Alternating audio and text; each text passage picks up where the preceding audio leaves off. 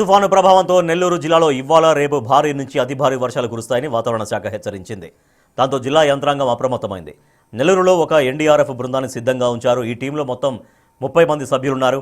ఎలాంటి ఆస్తి ప్రాణ నష్టం జరగకుండా సహాయక చర్యలు చేపట్టడమే తమ లక్ష్యమంటున్నారు ఎన్డీఆర్ఎఫ్ టీం సభ్యులు. మరింత సమాచారాన్ని మా ప్రతినిధి సురేంద్ర అందిస్తారు.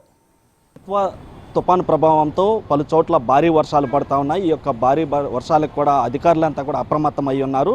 ఇటు నెల్లూరు జిల్లాలో పలు చోట్ల వర్షాలు పడుతున్నటువంటి నేపథ్యంలో అక్కడ ఉన్నటువంటి అధికారులందరూ కూడా అప్రమత్తం చేయడం జరిగింది. కొన్ని కంట్రోల్ రూమ్ సెంటర్లు కూడా ఏర్పాటు చేయడం జరిగింది. ఏదైనా వరదలు ఎక్కువైనటువంటి నేపథ్యంలో వారిని కాపాడేందుకు కూడా ప్రత్యేకమైనటువంటి బృందాలను కూడా తీసుకురావడం జరిగింది. ప్రస్తుతం మనతో పాటు ఎన్డీఆర్ఎఫ్ బృందాలు ఇక్కడికి నెల్లూరుకు వచ్చినటువంటి నేపథ్యంలో ఆ యొక్క ఎన్డీఆర్ఎఫ్ బృందాలు కూడా ఇక్కడ ఉన్నటువంటి పరిస్థితి. ఒకసారి వారితో మాట్లాడేటువంటి ప్రయత్నం చేద్దాం. Sir, what are you duties? Our NDRF team of 10 battalion of 30 members have come here on occasion of Ditwa cyclone, and we are fully equipped with all the cutting equipments including drone to face any untoward incident happen in Nellore. And we have pre-analyzed all the areas, low-lying areas, and we are ready for any incident happens for rescuing, evacuation and anything. We are totally in coordination with the district authorities, RDO madam and district collector sirs. Thank you. How many teams came here? There is 10, but in Nellore one team is available here with 30 members, and in the adjoining areas, neighboring areas like Prakasham, there is also one NDRF team of our battalion are there. ఇటు district collector ఆదేశాలతో ఒక team అయితే నెల్లూరుకి వచ్చిందని చెప్తా ఉన్నారు. ఏంటి అసలు మీ డ్యూటీస్, ఎక్కడెక్కడ మీకు డ్యూటీలు, అసలు ముఖ్యంగా ఎన్డీఆర్ఎఫ్ యొక్క ప్రత్యేకత ఏంటి? సార్, మేము 10th ఎన్డీఆర్ఎఫ్ విజయవాడ నుంచి వచ్చాము సార్. మేము 30 మంది టీం వచ్చాము.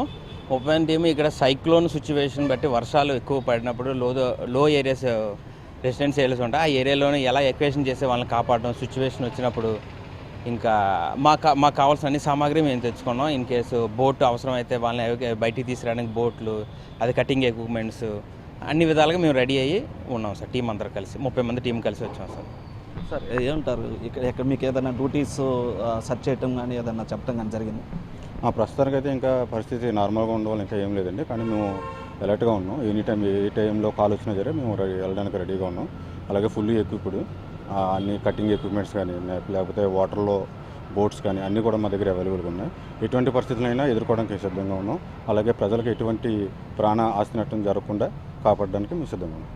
సార్, మీరేమంటారు, ఈ యొక్క ప్రాణ ఆస్తి నష్టాలు జరగకుండా ఉండేందుకు మీ దగ్గర ఎలాంటి మెటీరియల్ ఉంది, ఏ విధంగా వారిని కాపాడలేదు? వరదలు వచ్చినాయి అనుకోండి, మేము బోటు ఇట్లా తీసుకెళ్ళి ఎవరికి ప్రాణ నష్టం కాకుండా కాపాడుతాం. చెట్ల మీద, రోడ్ల మీద ఏదైనా చెట్లు పడిపోయినా కానీ అది కటింగ్ చేసి ఎవరికి ఏ ట్రాఫిక్ కానీ ఏది కానీ ప్రాణ నష్టం కానీ ఏది నష్టం కాకుండా చూసుకోవడానికి అన్ని ఎక్విప్మెంట్ తీసుకొని వచ్చేసినాం మేము. ఇటు మొత్తం మీద కూడా ఈ యొక్క ఎన్డీఆర్ఎఫ్ బృందం 30 మంది నెల్లూరుకు వచ్చి ఉన్నారని చెప్తా ఉన్నారు. ఆ యొక్క ఆస్తి ప్రాణ నష్టాలు జరగకుండా ఉండేందుకు కూడా ఆ యొక్క ఎన్డీఆర్ఎఫ్ బృందము ప్రత్యేకంగా పనిచేస్తుందని చెప్పి వారు చెప్తున్నటువంటి పరిస్థితి. అయితే అదేవిధంగా ఇక్కడ ఉన్నటువంటి కలెక్టర్ ఆర్డీఓ ఆదేశాల మేరకు ఇక్కడ వారు చెప్పినటువంటి ఎక్కడ వరద ప్రభావం ఎక్కువ ఉంటుందో అక్కడికి వెళ్ళి అక్కడ ఆ యొక్క ఆస్తి ప్రాణ నష్టాలు జరగకుండా కూడా చూస్తామని వారు చెప్తున్నటువంటి పరిస్థితి. Cameraman మనోజ్తో Surendra, big